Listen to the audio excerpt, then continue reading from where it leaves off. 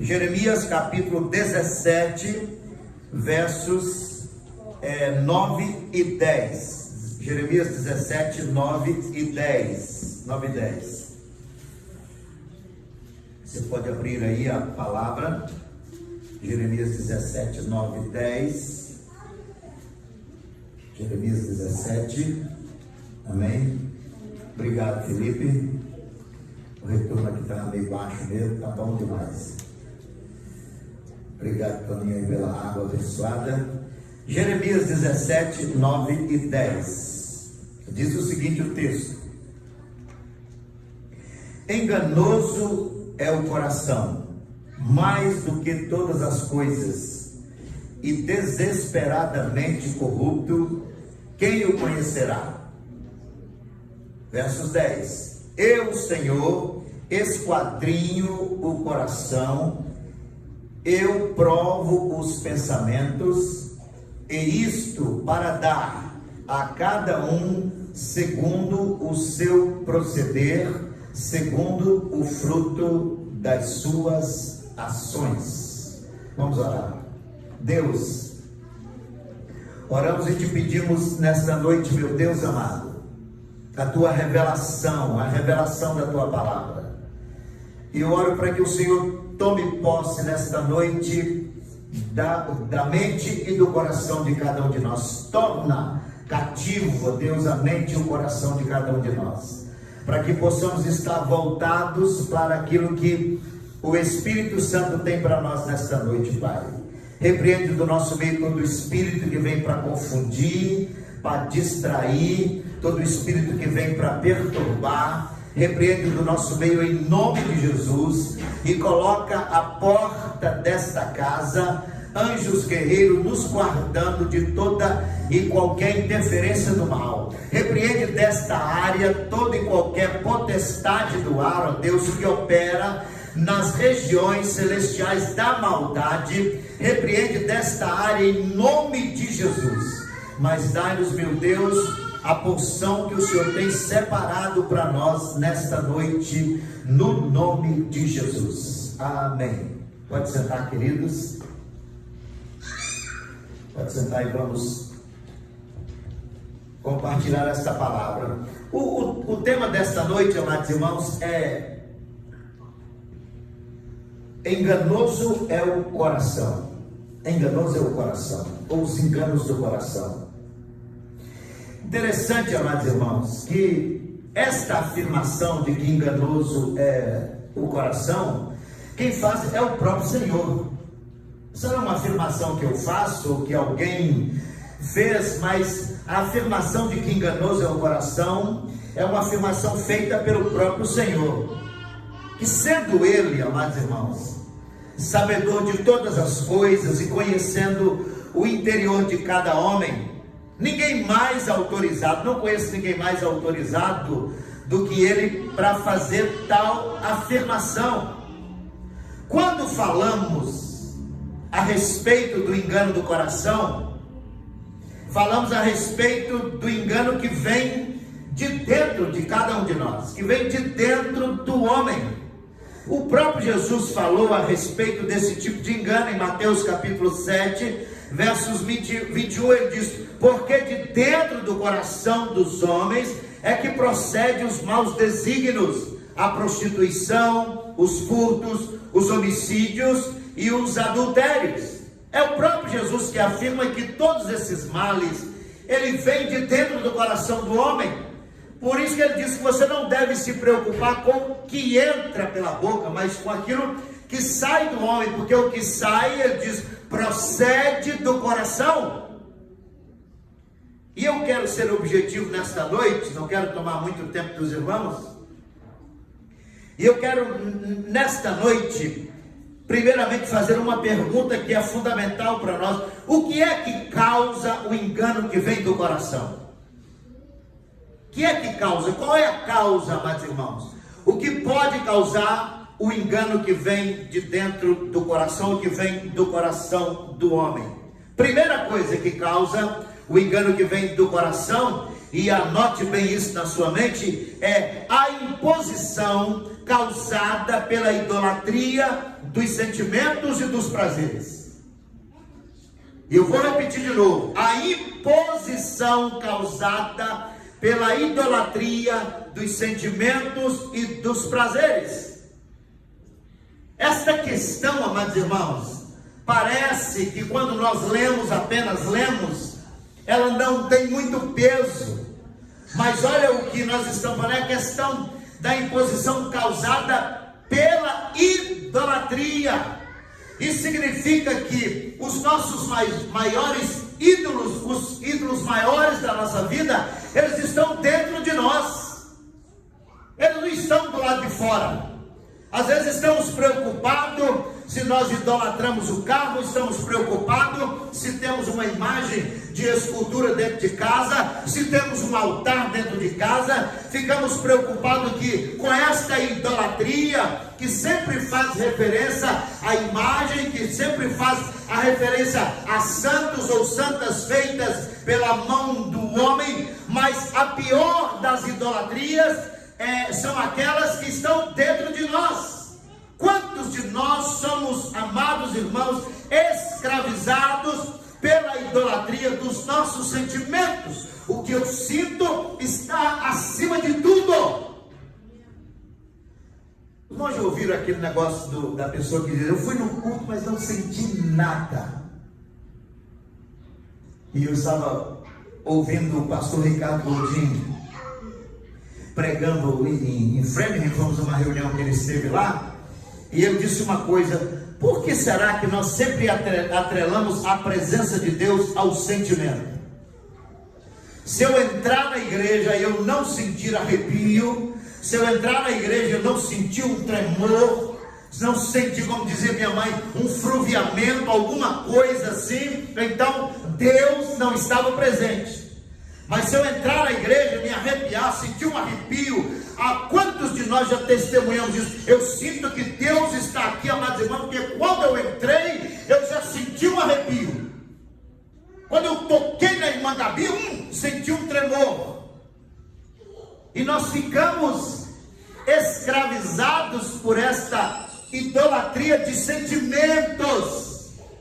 Então o que vale é o que eu sinto. O que vale é se eu senti ou se eu não senti. E ficamos atrelados a esta questão do sentimento e não nos permitimos entender que Deus não precisa fazer com que Deus necessariamente não precisa, para se revelar, fazer você sentir ou não sentir, que Ele não precisa necessariamente para declarar a sua presença, que você sinta ou que você não sinta algo. O que você precisa é crer na sua palavra, pois a palavra do Senhor diz que Ele é onisciente, onipresente e onipotente. Se eu sinto ou se eu não sinto, Ele está presente neste lugar. Você pode crer, diga glória a Deus. Isto é imposição da idolatria dos nossos sentimentos. E o segundo problema, amados irmãos, é a questão da idolatria dos nossos prazeres. Está em primeiro lugar. Prazer naquilo que comemos, né? Prazer naquilo que nos diverte, prazer naquilo que atende a nossa expectativa. E alguns de nós ficamos escravizados por esta idolatria do prazer. Tempos atrás eu conversei com um irmão que está fora da igreja há algum tempo, e eu disse para ele: você tem que voltar, estar na igreja, servir ao Senhor. E ele disse: ore para que Deus coloque novamente no meu coração o desejo de estar na igreja. Isto é idolatria dos prazeres. Eu tenho que louvar o Senhor, engrandecer o nome do Senhor, independentemente daquilo que me dá prazer ou não me dá prazer. Não temos que ficar escravizados. O coração nos engana. Não tenho mais prazer de estar na igreja, não tenho mais prazer de ir cultuar, não tenho prazer na reunião de oração, não tenho desejo de estar lá. Amados irmãos, E então isto gera e causa engano no nosso coração. Gera e causa engano. Segunda coisa, amados irmãos, que causa este engano no coração, segundo o profeta Oséias, a imposição causada pela idolatria dos sentimentos e dos prazeres se manifestam através de três coisas que eu quero compartilhar com os irmãos rapidamente. A idolatria dos sentimentos e dos prazeres, eles acontecem através, ou se manifestam através de três coisas que eu quero compartilhar com os irmãos agora. Primeiro, isso vai estar em Oséias capítulo 4, versos 6 a 14, você pode ler o texto em casa. A primeira coisa que gera, amados irmãos, segundo Oséias, é a ausência de conhecimento. Esta ausência de conhecimento é causada pela idolatria dos sentimentos e pela idolatria dos prazeres. Por isso que no verso 6, amados irmãos, a partir do versos 4, ele vai falar, ele diz: o meu povo está sendo destruído por falta de conhecimento. Nos perdemos por falta de conhecimento. Não conhecemos a palavra de Deus, não conhecemos os desígnios do Senhor, não conhecemos as direções da palavra do Senhor. Baseamos a nossa fé, baseamos a nossa vida em Deus, naquilo que sentimos ou naquilo que nos dá prazer, apenas na idolatria do prazer e do sentimento. A sua vida deve ser dirigida, o seu coração deve ser dirigido pela palavra do Senhor. Tem que conhecer a palavra. O próprio Jesus disse: errais por não conhecer as Escrituras. A ausência de conhecimento, esse é o nosso grande problema. E o que é que gera a ausência de conhecimento, amados irmãos? Gera essa destruição. O meu povo está sendo destruído por falta de conhecimento. Gera destruição na nossa vida. E quando eu falo de destruição, e domingo eu pregava a respeito da paciência de Deus, e mostrava como Deus no passado, ele agia duramente contra Israel, levantou o exército dos caldeus por N vezes para punir a Israel, matou muitos israelitas como forma de punição pela sua falta de compromisso com o Senhor. Eu não creio que Deus vai matar você hoje porque você não tem compromisso. E eu nem creio que Deus vai matar o seu filho, ô Gilma, porque você falta com o compromisso. Não creio nisso. Ah, mas Deus vai pesar a mão na Isabela porque você não está indo bem, Isaías. Não creio nisso. Eu não creio que Isaías seja tão importante que Deus vai usar a Isabela para puni-lo. Ele não tem toda essa importância. Eu não creio que eu sou tão importante que Deus vai usar o meu neto Leonardo para me punir. Eu não creio. Às vezes nós nos colocamos numa posição que nós não temos, damos a nós uma importância que nós não temos. Eu não creio nisso, amados irmãos, mas eu creio numa morte que é pior do que a física. Hoje mesmo eu estou lendo o livro de Lucas. Eu tenho lido os evangelhos esses dias, eu estou no livro de Lucas, e lá ele diz: não temais aquele que pode matar o seu corpo. E diz: mas tem mais antes aquele que pode colocar no inferno tanto o seu corpo como a sua alma. Quando eu falo de destruição da nossa vida, amados irmãos, por falta do conhecimento, eu falo de uma destruição que vai além do físico. Quantos homens e mulheres com a vida destruída, lares desfacelados, casamento desfeito, lares, amados irmãos, que estão completamente destruídos, filhos nas drogas, a mulher se prostituindo, adulterando, o marido adulterando, a família completamente destruída, desfacelada por causa da falta do conhecimento.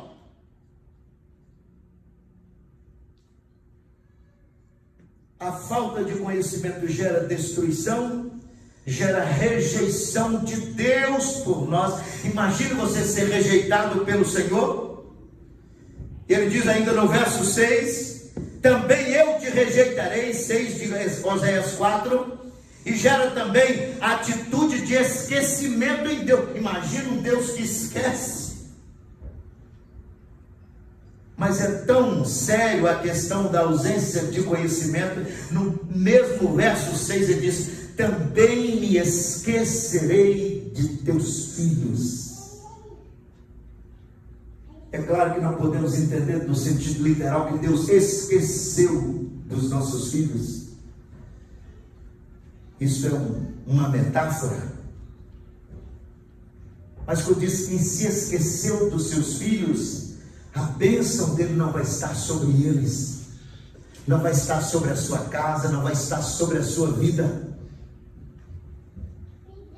Enganoso é o coração. E isso acontece, amados irmãos, por falta de conhecimento. A causa do engano que vem do coração é gerado por essa imposição da idolatria de sentimentos e de desejos, que gera consequentemente, amados irmãos, a ausência de conhecimento, que vai gerar destruição, rejeição de Deus por nós, e gera a atitude de esquecimento de Deus pelos nossos filhos. Segunda coisa, amados irmãos, que vem através da idolatria dos sentimentos e dos desejos, é a ausência de entendimento. O texto vai nos falar a respeito disso. O que é a ausência de entendimento? A ausência de entendimento, amados irmãos, ela é causada normalmente pela entrega aos prazeres. Quando nos perdemos dos nossos prazeres, falta entendimento. Versos 11, ele diz o seguinte: a sensualidade, o vinho e o mosto tiram o entendimento. Esse dia eu conversava, especificamente no domingo, eu conversava com Aguinaldo e com Marcelo. Sempre tem alguma coisa que se aproveita de conversar com eles dois, mas tudo bem, estou brincando. Eu conversava com os dois e nós conversávamos a respeito de vícios, e ele pergunta como é que algumas pessoas sabem que é crime ele cometer qualquer ação contra uma criança. Ele sabe que é crime. Quando eu estou falando uma ação de ação moral ou imoral, vamos colocar assim, contra uma criança, mas mesmo assim ele faz. Eu disse, ele faz porque ele não tem domínio, ele perde o entendimento. Então na hora ele não pensa, vou ser pego, isso aqui é terrível, é pecado, é crime, mas ele não tem domínio, ele perdeu o entendimento. Por causa dos prazeres exacerbados, por causa da concupiscência da carne, por causa desses desejos que ele não tem controle, por causa da lascívia que tomou conta da mente dele. Enganoso é o coração. Amados irmãos, a sensualidade, o vinho, o mosto tiram o nosso entendimento. Fica aí uma palavra de alerta para os crentes que gostam de beber. Eu sempre ouço essa pergunta: pastor, beber é pecado? Que eu saiba, não é, mas não é nosso costume, não é costume dos crentes. Costumes de crente não é beber, porque tem coisas que até pode não ser pecado, mas não é para nós. Não é para nós. Os irmãos têm que entender que o mundo tem uma expectativa comportamental a nosso respeito. E na expectativa que o mundo tem a respeito da igreja, não cabe o crente beber, não cabe na expectativa do mundo. Quando o mundo olha para nós e vê um evangélico lá no Facebook, eu não sei se tem uns evangélicos que além de beber ainda vai para o Facebook, é um negócio horroroso. Ele no Facebook com aquele copão de cerveja na mão, a primeira pergunta que o mundo faz é: crentes também bebem? é porque o mundo, amados irmãos, o mundo estabeleceu um padrão mínimo comportamental para nós. É o mundo que estabeleceu isso. Ele diz: crente não bebe, crente não mente, crente não engana, crente compra e paga. Ele estabeleceu já esse padrão. Quando você sai desse padrão, você fere a expectativa dele. Cuidado com o seu coração. Cuidado. Porque a ausência de conhecimento e a ausência de entendimento, amados irmãos, pode levar você a se perder. A terceira coisa que é causado pela idolatria dos sentimentos e dos prazeres, a terceira coisa é a ausência de inteligência espiritual. Olha essa palavra, acho que você nem nunca ouviu. Inteligência espiritual. Toma um golinho aqui para honrar o Toninho.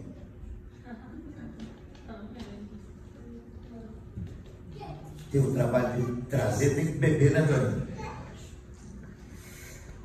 A ausência de inteligência espiritual. Por quê? A ausência de inteligência espiritual gera uma outra causa terrível contra nós. Qual é a outra causa, pastor? A ausência de inteligência espiritual gera cegueira. Cegueira espiritual.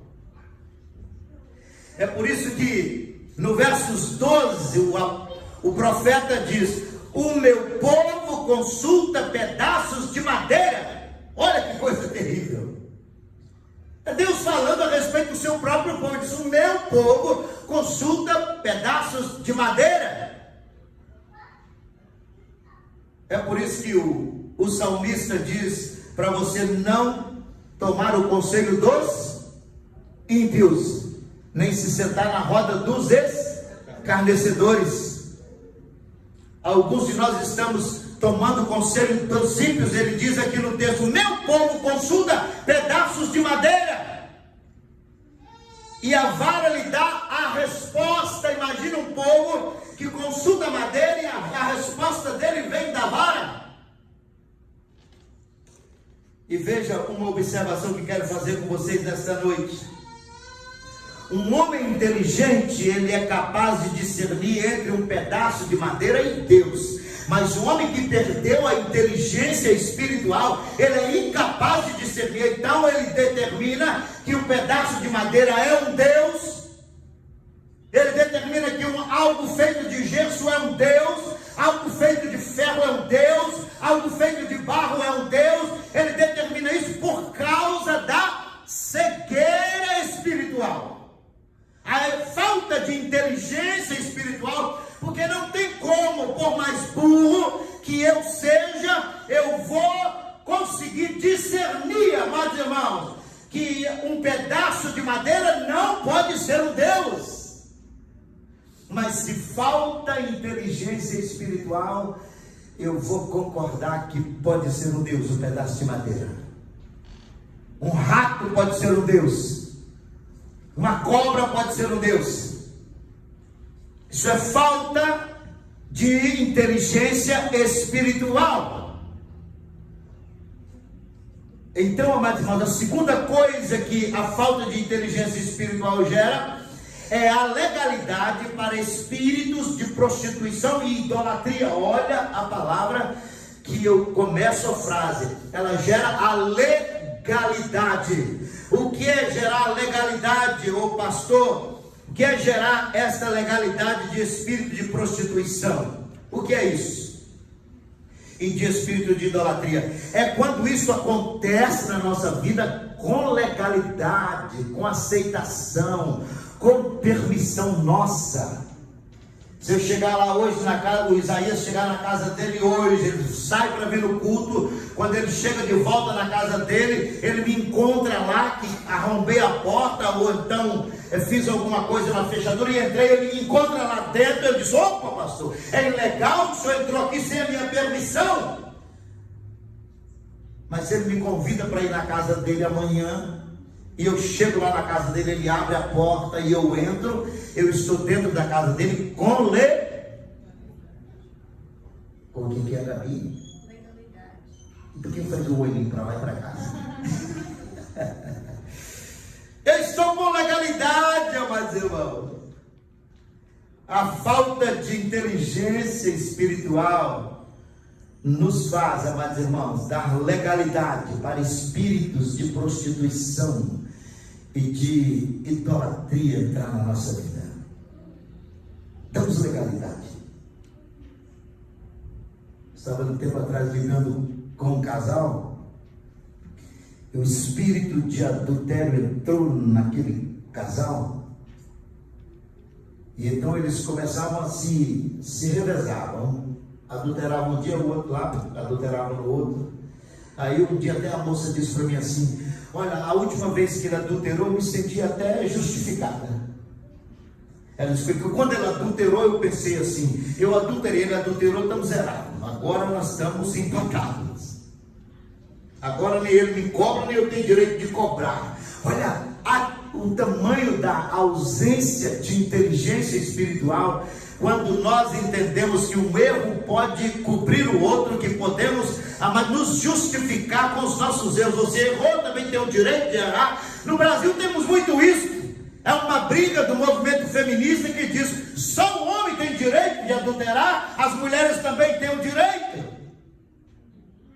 Porque quando a mulher adultera, eles têm que matar, têm que bater. Quando o homem adultera, não acontece nada. Elas reivindicam o direito de poder adulterar, quando deveriam buscar em Deus o direito de ter um marido que não adulterasse. Deus transforma os nossos maridos, não é verdade? Porque não queremos viver essa tragédia do adultério na família, não dizer: eu também tenho direito.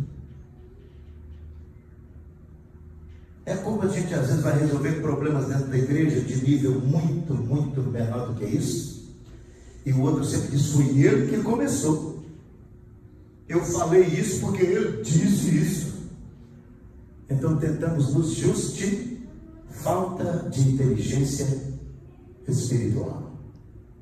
A terceira coisa que a falta de inteligência espiritual gera é mau exemplo para os filhos.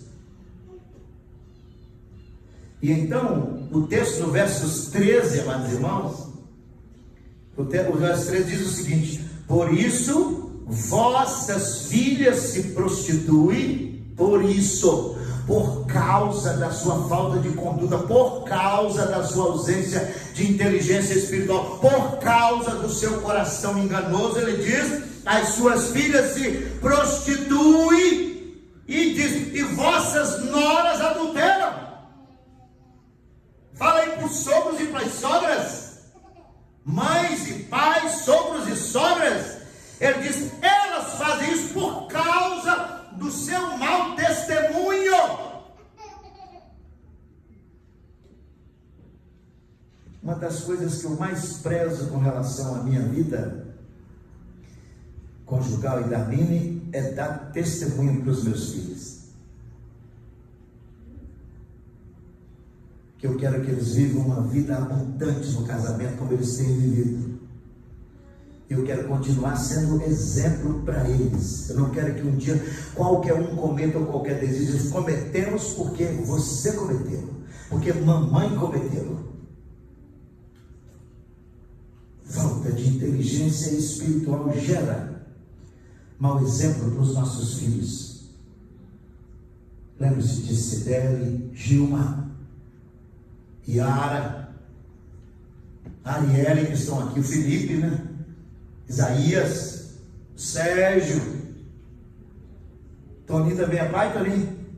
Toninho, isso aí. O Easter, vamos estar atentos a isso, amados irmãos. E a quarta coisa, amados irmãos, que gera é culto a demônios. A falta de inteligência espiritual gera. Está no versos 14, quando ele diz: e com as prostitutas cultuais sacrificam. Perde a inteligência espiritual, amados irmãos. Começamos a entender que algumas coisas que são inseridas no nosso culto, no decorrer da nossa vida, elas se tornam normais.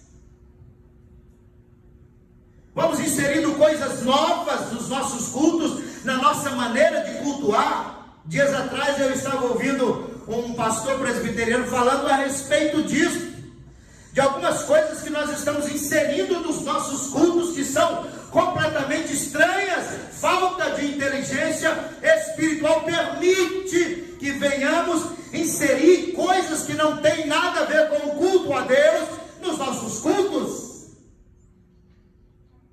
E vamos inserindo cada dia modernidades.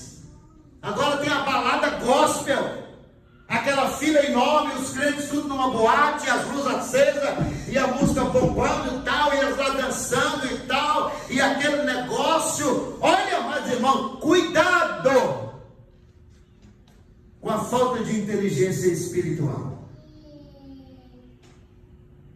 É culto dos cuecas, todo mundo de cueca tocando em cima do púlpito. Cuidado com as modernidades que nós vamos levando para dentro da igreja, com o argumento de que vamos ganhar pessoas para Jesus. E por fim, amados irmãos, ainda no versos 14, ele vai dizer que gera culto a demônios e gera perdição. Cuidado com o engano do seu coração. Ele diz: o povo sem entendimento corre para perdição. Corre para a perdição. Concluindo, amados irmãos, que o nosso tempo já está esgotado. Concluindo, a vitória contra o engano do coração está em conhecermos as Escrituras, ler a palavra, estudar a palavra, dar crédito à palavra. Dar crédito à palavra não é apenas ler, é ler, ver e dizer: eu acredito nisto. Que alguns leem, veem e dizem: eu não concordo com isso, aqui não é do jeito que eu entendo, isso aqui não deve ser assim. É ler, entender e aceitar a palavra de Deus. Eu estava ouvindo esses dias uma reportagem a respeito das igrejas homossexuais, e então o repórter dizia que já está havendo divergência entre eles, entre os próprios homossexuais,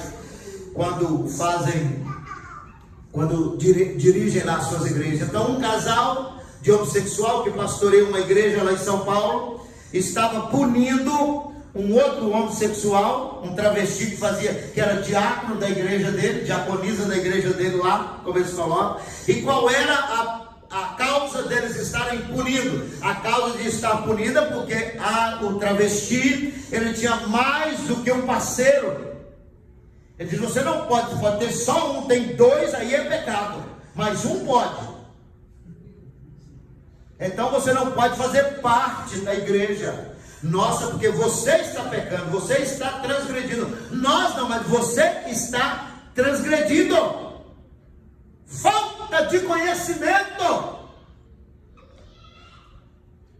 Eles leem a palavra, mas não aceitam como ela fala. Eles leem a palavra, mas entendem da sua maneira. O inimigo tira a inteligência espiritual. Marcos 12, 24, é uma pergunta que é feita pelo Senhor: não provém o vosso erro de não conhecerdes as Escrituras, nem o poder de Deus? Não é aí que provém o nosso erro? E João 5,39 diz: examinai as Escrituras, porque julgais ter nelas a vida eterna, e são elas que testificam de mim. Cuidado, querido, porque o coração é enganoso. Que Deus possa nos abençoar e nos acrescentar a sua palavra, no nome de Jesus.